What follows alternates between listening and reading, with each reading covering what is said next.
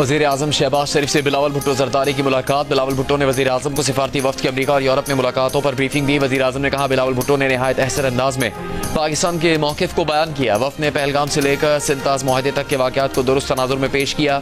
कहा फ़ौज की अस्करी महारत से भारत को बिला जवाज़ जंगी जनून की भारी कीमत उठानी पड़ी।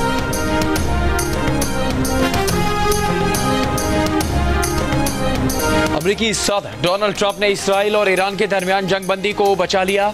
हमले के लिए ईरान पहुंचने वाले इसराइली जंगी जहाज़ों को वापस करवा दिया। अमरीकी सदर डोनाल्ड ट्रंप ने नेतन्याहू को फोन किया, सख्ती से जंगी जहाज़ों को वापस बुलवाने का कहा। नेटो इजलास में शिरकत के लिए तैयारे में सवार होने से पहले ट्रंप ने जंगबंदी की खिलाफ वर्जी पर ईरान और इसराइल दोनों से शदीद नाराजगी का इजहार किया। ईरान से ज्यादा इसराइल पर गुस्सा किया, कहा वो इसराइल से ज्यादा नाराज हैं। उन्होंने जंगबंदी के लिए 12 घंटे की मोहलत दी। इसराइल ने पहले घंटे में ही तमाम बम गिरा दिए। जंगबंदी की डील होते ही इसराइल ने इतनी बमबारी की जो जिंदगी में कभी नहीं देखी। नेदरलैंड्स जाते हुए अमरीकी सदर ने कहा कि नेतन्याहू को फोन करने के बाद ईरान के करीब पहुंचने वाले इसराइली जंगी जहाज वापस चले गए। जंगबंदी अब नाफिज है। ट्रंप ने बताया कि वो ईरान में हुकूमत की तब्दीली नहीं चाहते, इससे वहां अफरा-तफरी हो जाएगी। रूसी सदर पुतिन ने भी उन्हें फोन करके ईरान और इसराइल के मामले में मदद की पेशकश की थी। दोनों अक़वाम को बहुत मोहब्बत, अमन और खुशहाली मिलेगी। अगर ये दुरुस्त रास्ते से हट गए तो बहुत कुछ खोएंगे।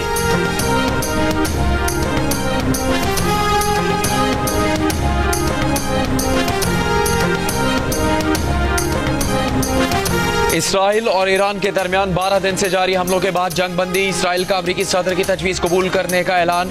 ईरान ने भी अमल दरामद शुरू कर दिया। ईरानी सदर मसूद पेज़ेश्कियान का कहना है कि ईरान मुज़ाकरात के लिए तैयार है। इसराइली वज़ीर आज़म नेतन्याहू ने कहा कि ईरान के साथ जंगबंदी की ट्रंप की तजवीज़ पर इत्तेफाक कर लिया। इसराइली वज़ीर आज़म ऑफिस के मुताबिक नेतन्याहू की सदर ट्रंप से गुफ्तगू के बाद इसराइल मजीद हमलों से रुक गया है। जंगबंदी की डेडलाइन से पहले इसराइल ने ईरान पर जंगबंदी की खिलाफ वर्जी का इल्ज़ाम लगाया।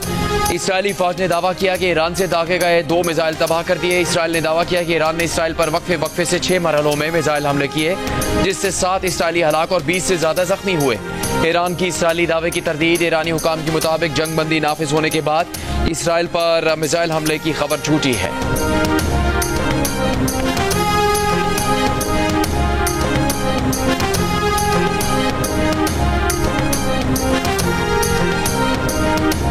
ईरान इसराइल जंगबंदी से चंद घंटे पहले ईरानी फौज के कतर में अमेरिका के अल उदैद फौजी अड्डे पर मिसाइल हमले।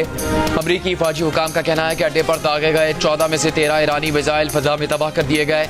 एक मिसाइल जमीन पर गिरा जिससे कोई नुकसान नहीं हुआ। कतर ने गुज़श्ता शब के मिसाइल हमलों पर दोहा में ईरानी सफीर को तलब कर लिया।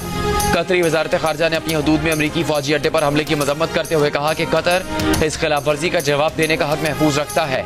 ईरान का कहना है कि कतर में अमरीका की अल उदैद बेस पर हमला अपने दिफा के हक के तहत किया। दिफाई इक़दाम ईरान के ब्रादर और दोस्त हमसाय मुल्क कतर से हरगिज मुताल्लिक नहीं था।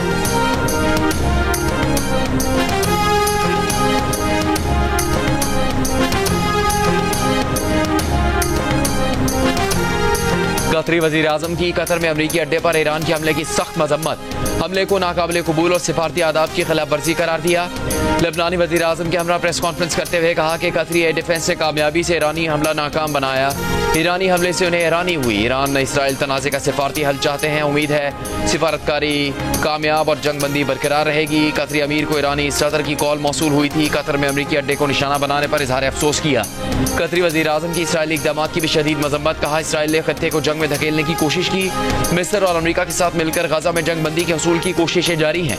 अगले 2 रोज में हमास इसराइल जंगबंदी मुआहदे पर बिलवास्ता मुज़ाकरात होंगे। लेबनानी वज़ीर आज़म ने ईरान पर इसराइली हमला ईरान की खुद मुख्तारी और आलमी कवानीन की खिलाफ वर्जी करार दिया।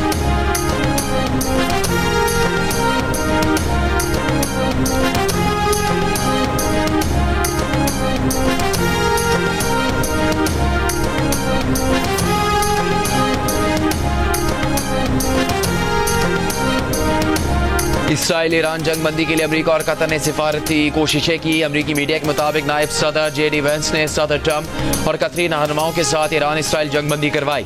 व्हाइट हाउस ओहदेदार के मुताबिक अमेरिकी सदर ट्रंप की कॉल पर नेतन्याहू ने जंगबंदी पर इत्तेफाक किया। कहा ईरान ने मजीद हमले नहीं किए तो वो जंगबंदी के लिए तैयार है। सदर ट्रंप ने अमीर कतर को भी फोन किया। ईरान को जंगबंदी पर राजी करने में मदद मांगी। ट्रंप ने अमीर कतर को बताया कि इसराइल जंगबंदी के लिए मुत्तफिक है। व्हाइट हाउस ओहदेदार के मुताबिक JD वेंस, मार्को रूबियो और विटकॉफ ने भी ईरानी हुकाम से से बराह रास्त और बिलवास्ता बात की। खबर रसा एजेंसी के मुताबिक कतरी वज़ीर-ए-आज़म ने तेहरान को कॉल करके ईरान की रजामंदी हासिल की। ईरानी हुकाम ने इशारा दिया कि वो मजीद हमले नहीं करेंगे। जंग बंदी के ऐलान पर सदर ट्रंप ने इसे दुनिया के लिए शानदार करार दिया। उम्मीद की कि जंग बंदी हमेशा कायम रहेगी।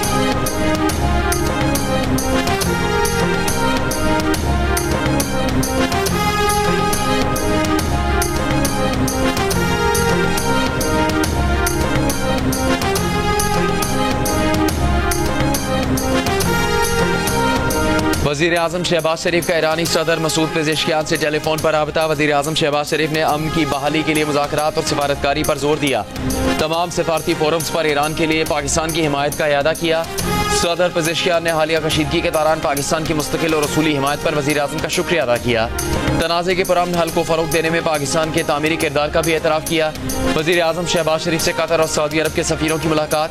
मशरिक़ वुस्ता की सूरत हाल पर तबादला ख्याल। वज़ीर-ए-आज़म का अमीर कतर से इज़हार यकजहती। सऊदी सफ़ीर से गुफ्तगू में वज़ीर-ए-आज़म ने सऊदी अवाम के साथ पाकिस्तान की गैर मुतज़लज़ल यकजहती का इयादा किया। नायब वज़ीर-ए-आज़म इसहाक़ डार ने कहा कि पाकिस्तान ईरान और इसराइल के दरमियान जंगबंदी का खैर मकदम करता है। जंगबंदी में किरदार अदा करने वाले तमाम फ़रीक़ैन की कोशिशें काबिल सताइश।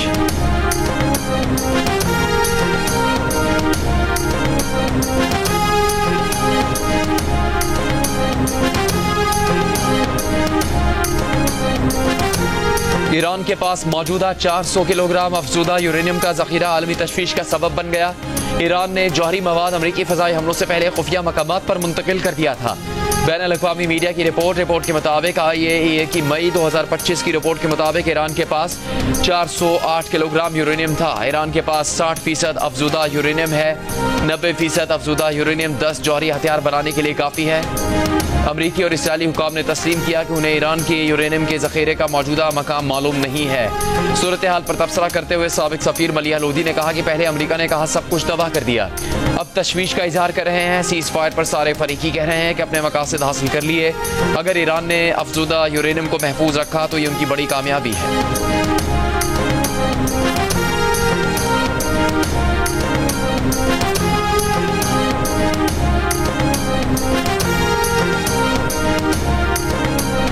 ईरान के जौहरी इदारे के सरबराह मोहम्मद इस्लामी का कहना है कि ईरान अपनी जौहरी सनत को पहुंचने वाले नुकसान का जायजा ले रहा है और उसकी बहाली के लिए पेशगी इंतजाम किए जा चुके। मोहम्मद इस्लामी का कहना है कि प्रोडक्शन और सर्विसेज के अमल में तसलसल बरकरार रखने का मंसूबा है। ये बयान इसराइल और अमरीका की जानिब से ईरान की अहम जौहरी तनसीबात पर हमलों के बाद सामने आया है।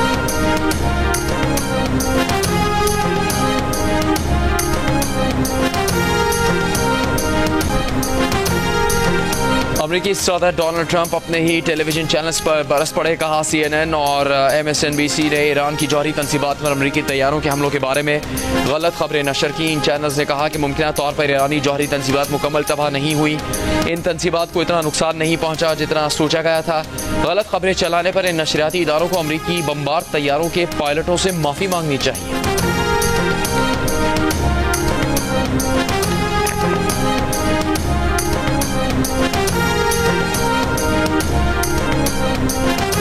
अमरीकी नायब सदर JD वैंस ने कहा कि ईरान अब अपने पास मौजूदा आलात के साथ जौहरी हथियार बनाने के काबिल नहीं, क्योंकि हमने उसे तबाह कर दिया। ईरान ने मुस्तकबिल में जौहरी हथियार बनाना चाहा तो उससे अमरीकी फौज निपट लेगी।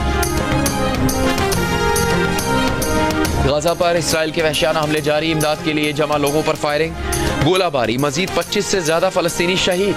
बेघर फलस्तीनियों पर बमबारी। सुबह से अब तक 50 से ज्यादा फलस्तीनी शहीद कर दिए।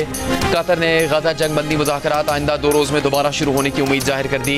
हमास ने इसराइली जारियत के मुकम्मल खात्मे की पेशकश पर बातचीत के लिए आमादगी जाहिर कर दी। क्या इमरान खान को माइनस कर दिया गया? माइनस इमरान फार्मूला है, क्योंकि खान साहब ने तो कहा था मेरा अप्रूवल होगा। मेरा ख्याल है माइनस ही हो गया। केपीके के एमपी कहते हैं अलीमीन गंडापुर बहुत ताकतवर है, हम उसको ना नहीं कह सकते। तो फिर अगर बोझ नहीं उठा सकते तो घर जाए।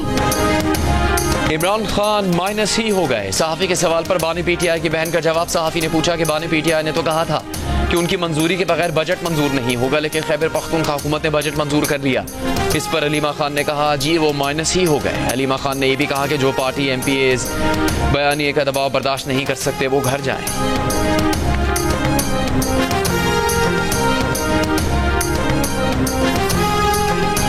मुशीर इत्तलात बैरिस्टर सैफ की बानी PTI से मुलाकात। ज़राए के मुताबिक बैरिस्टर सैफ ने बानी PTI को खैबर पख्तूनख्वा के बजट पर ब्रीफिंग दी। बानी PTI को बजट पास करने के हवाले से आगाह किया गया। बैरिस्टर सैफ ने बताया कि बजट मशरूत तौर पर पास किया गया। आईनी मुद्दत में बजट पास करना जरूरी था, बाद में बजट में रद्दोबदल किया जा सकता है। बानी PTI ने बजट पास होने पर रजामंदी का इजहार किया। ज़राए के मुताबिक वज़ीर आला और मुशीर खजाना से मुलाकात में बानी PTI बजट पर हिदायत दे सकते हैं।